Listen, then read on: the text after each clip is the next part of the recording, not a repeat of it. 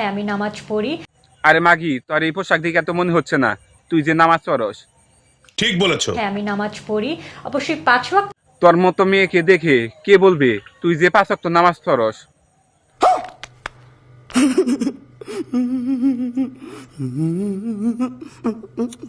সময় জোহরের নামাজটিও পড়ে এসেছি।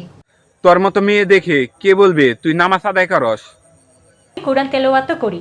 হায় আল্লাহ, আমি এটা কি শুনলাম? তোর মতো মেয়েও কোরআন পড়ে, এটা আমার বিশ্বাস হচ্ছে না।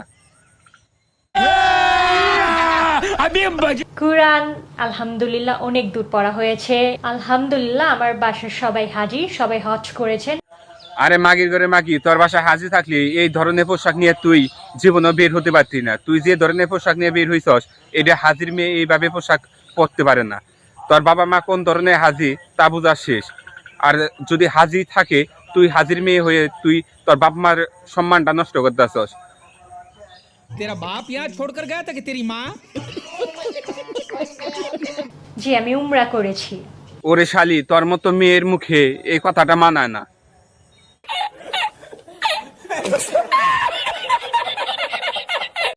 তোর ফ্যামিলির মানুষ কে কেমন তোরে দেখে বোঝা শেষ। যারা ভিডিওটা দেখছেন তারা অবশ্যই কমেন্ট করবেন। দেখুন এই মেয়েটি বলে হাজির মেয়ে, আপনারা অবশ্যই কমেন্ট করে জানিয়ে যাবেন যে এই মেয়েটি কি হাজির মেয়ে বলে মনে হচ্ছে কিনা। যা দেখছেন অবশ্যই চ্যানেলটি সাবস্ক্রাইব করুন।